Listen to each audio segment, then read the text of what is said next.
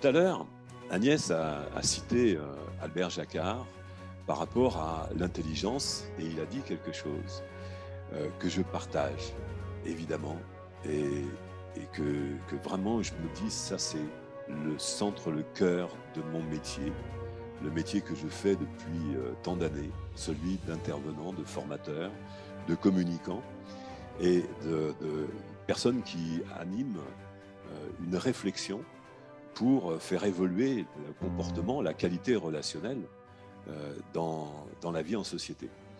Et Albert Jacquard disait que l'intelligence, c'est quelque chose qui se construit. Il y a plusieurs années, je m'étais dit que la liberté, c'est quelque chose qui s'apprend. Et il y avait des personnes qui avaient été étonnées en disant « Mais non, on est libre, donc ce n'est pas quelque chose qui s'apprend, c'est quelque chose qui est acquis. » Mais ce n'est pas vrai. Ça, c'est une arnaque intellectuelle. On ne naît pas libre, on est potentiellement libre, mais on est dépendant, très dépendant. Et en termes de droit, on voit bien que c'est quelque chose qui se construit. Et l'exercice de la liberté, c'est quelque chose qui se construit.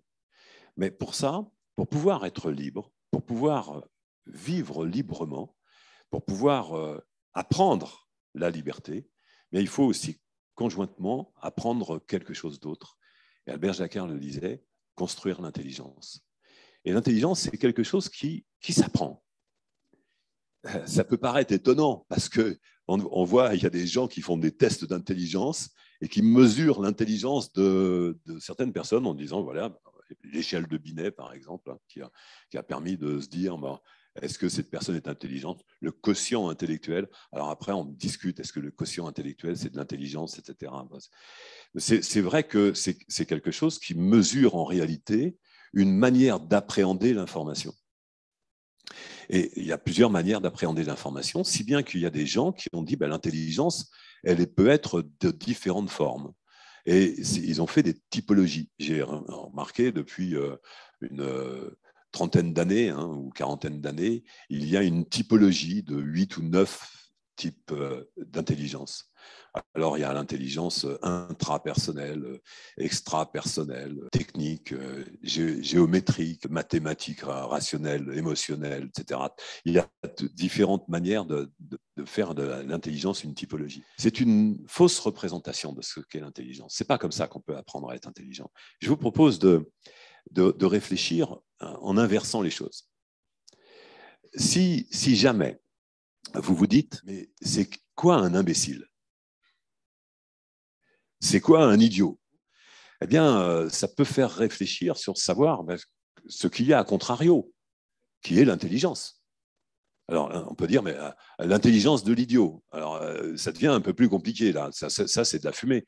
Mais quand on parle d'un idiot, c'est quelqu'un qui, pour nous, n'utilise pas un certain nombre de ressources qui nous paraissent être celles de l'intelligence. Alors, je me suis dit, tiens, je vais m'intéresser à savoir qu'il y a les idiots, il y a les imbéciles. Un imbécile, on peut regarder, un imbécile, c'est quand même quelqu'un qui nous contrarie. Alors, qui nous contrarie, mais remarquez bien qu'on tend à considérer que la contrariété qu'il nous impose, ce n'est pas une contrariété qui est vraiment volontaire. Un imbécile ne le fait pas volontairement. Ou alors, on lui suggère de prendre conscience qu'il est en train de faire l'imbécile. Donc là, quand on dit, voilà, arrête de faire l'imbécile, c'est qu'en fait, on a envie de lui dire, à contrario, commence à être intelligent. Mais on ne sait pas lui dire comment il doit se comporter pour être intelligent.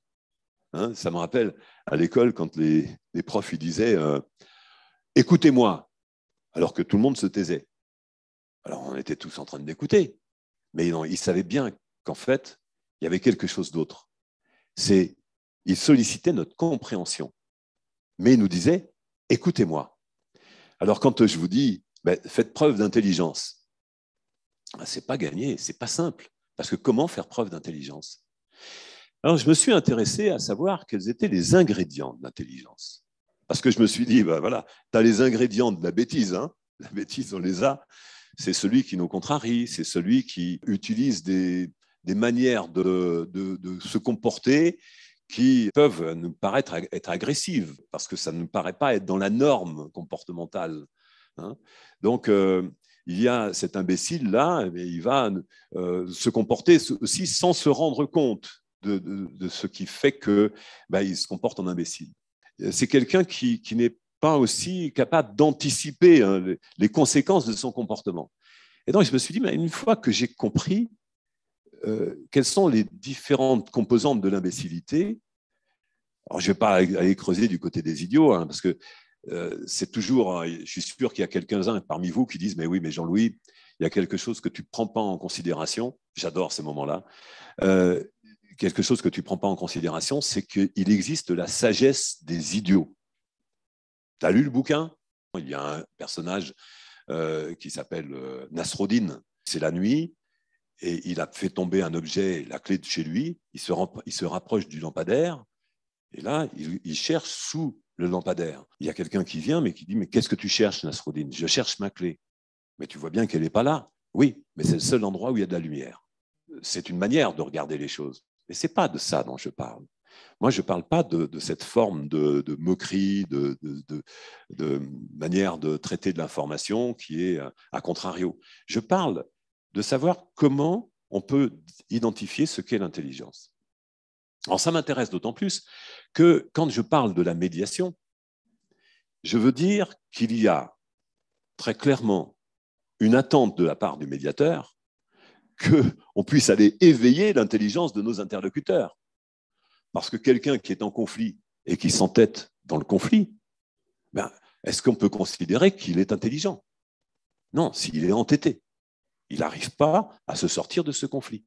Alors le médiateur va éveiller chez son interlocuteur cette lumière de conscience sur la manière de se comporter qui ne sert pas la cause de cet interlocuteur. Il voudrait sortir de la conflictualité et puis au contraire, il fait des choses qui vont à contrario et il n'arrive pas à s'en sortir. Donc ça, c'est une démonstration qu'on pourrait dire d'une absence d'intelligence. Le médiateur, lui, va espérer, s'il n'est pas très compétent, ou alors il va déclencher chez son interlocuteur la conscience suffisante pour que cet interlocuteur commence à s'engager dans la voie résolutoire ou de la compréhension de la situation dans laquelle il est. Donc, on va solliciter son intelligence. D'où le rapprochement, pour moi, entre médiation et intelligence. D'où l'importance de bien comprendre ce qu'est l'intelligence et de ne pas se dire il y a des gens qui sont vraiment trop bêtes. Alors, je vous épargne. Par exemple, il y a vraiment des cons sur la planète qui font que cela, ce n'est pas la peine, quoi. Ce n'est pas la peine de faire une médiation avec des abrutis de cette grandeur-là. Et c'est ça le problème, c'est qu'il y a des gens qui sont convaincus que des personnes ne sont pas en capacité de comprendre. Vous savez pourquoi? Parce que ces personnes-là, elles-mêmes, ne sont pas, elles, en capacité de comprendre la différence avec elles, avec les autres. Elles ne sont pas en posture d'altérité. Et c'est pour ça que leur médiation échoue. Et si vos médiations ne marchent pas, je le répète, c'est parce que vous n'êtes pas au niveau. Et c'est vrai que c'est très exigeant. C'est que vous devez apprendre l'intelligence. Alors, je dirais que c'est d'autant plus important que vous êtes en situation de manager, en tant que médiateur, de manager un projet. Manager le projet de la résolution d'un conflit et de la construction d'une entente. Si je vais par là, quand je parle de management, c'est-à-dire d'intervention, de gouvernance, d'intervention d'autorité, je prendrai cet exemple parce que de gouvernance et d'autorité, parce que l'intelligence amène à une posture d'autorité. Mais il y a des personnes qui se trompent parce qu'elles exercent cette autorité d'une manière abusive, en se disant « moi, je suis en position d'intelligence » et l'autre, il est en position d'exécution. C'est ce qu'on voit, par exemple, quand il y a un paternalisme excessif qui va imposer entre adultes des décisions, des choix qui ne sont pas partagés. Il y a des personnes qui se disent « nous, on est en position de gouvernance, donc d'intelligence, Tandis qu'on a affaire à une population qui n'est pas au niveau pour pouvoir comprendre les obligations auxquelles elles doivent se tenir. Là, il y a un abus. Et vous voyez peut-être ce dont je parle, parce que c'est très clair pour moi.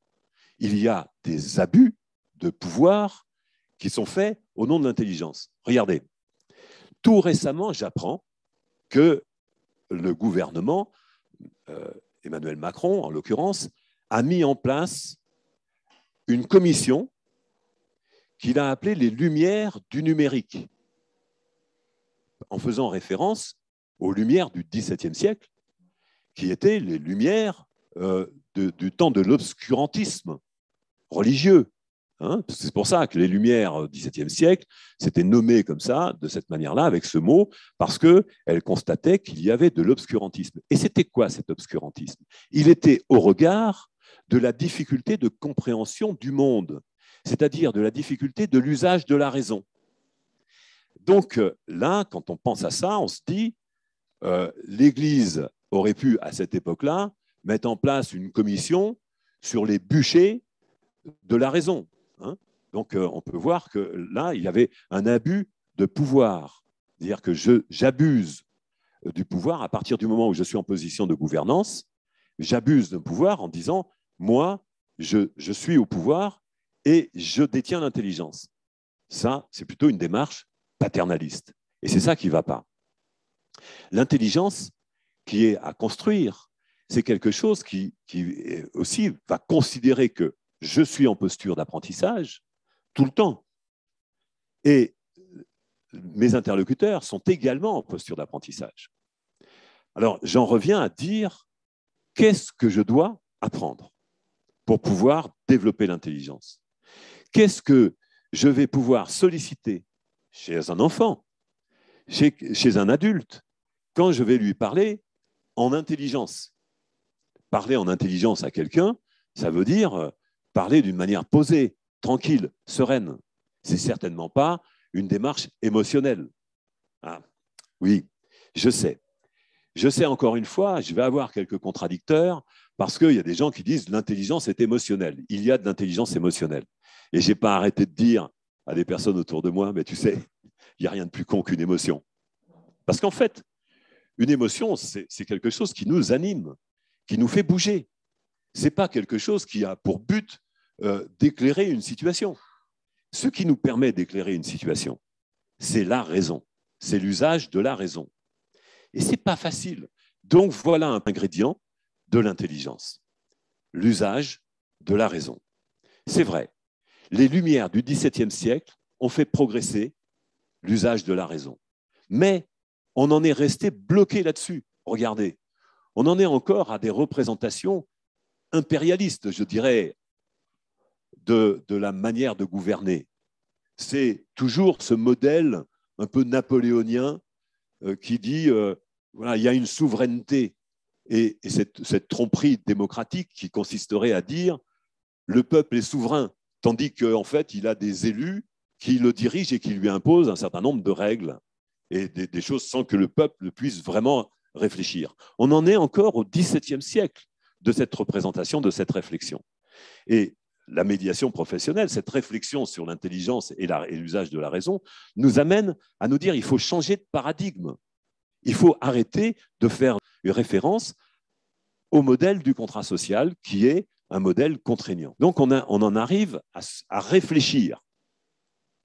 Et c'est le deuxième ingrédient de l'intelligence. Réfléchir. User de la raison et réfléchir.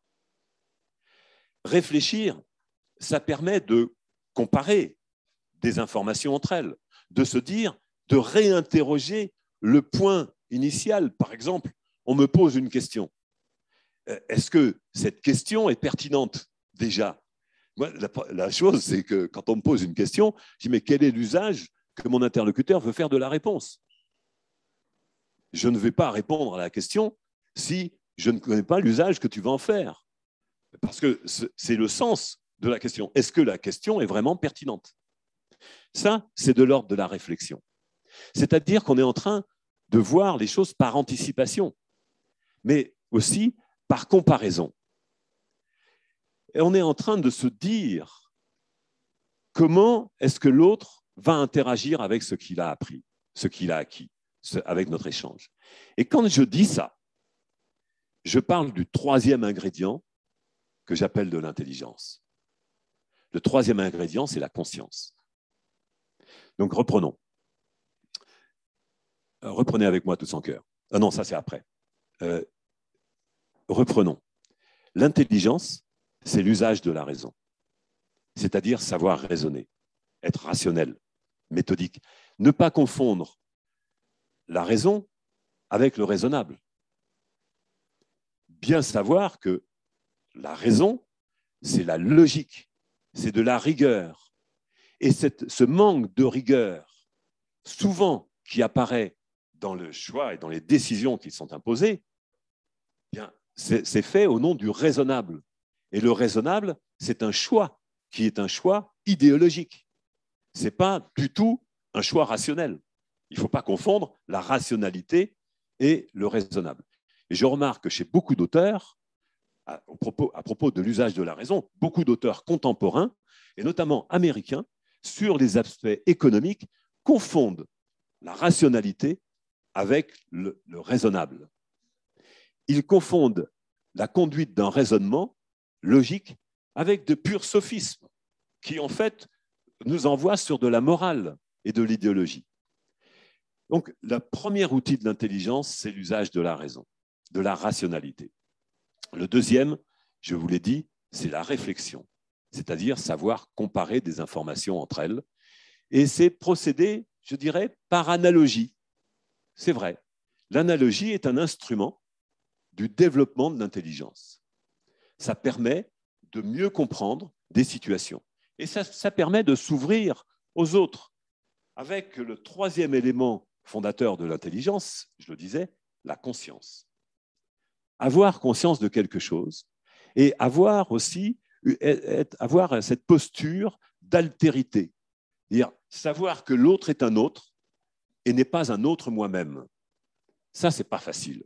Parce que ce qui est souvent raconté, notamment au nom des approches philosophiques, dans beaucoup d'écoles sur la médiation, c'est que l'autre est un autre moi-même. Mais non, l'autre n'est pas un autre moi-même.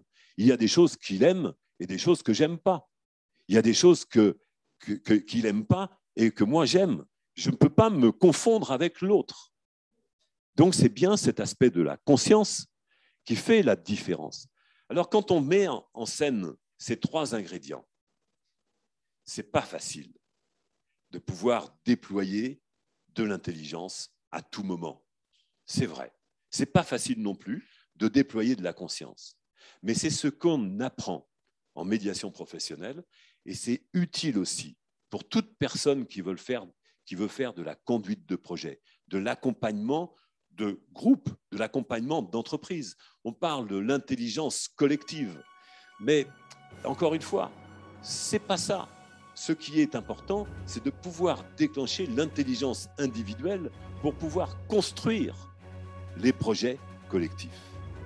C'est donc avec cette approche-là que je vais vous proposer de prendre note pour vous de ce que vous pourriez faire, de ce que vous pouvez développer comme action intelligente dans votre quotidien. Et je vous propose d'interagir avec Jérôme pour pouvoir nous dire ce que vous retenez de mon propos. Alors évidemment, je pourrais m'attendre à ce que vous disiez il y a trois fondamentaux dans l'intelligence, la raison, la réflexion et la conscience, mais ce n'est pas ça. Qu'est-ce que vous retenez de mon propos dans votre vie, pour votre vie? Ça vous a été utile? Je vous remercie de votre retour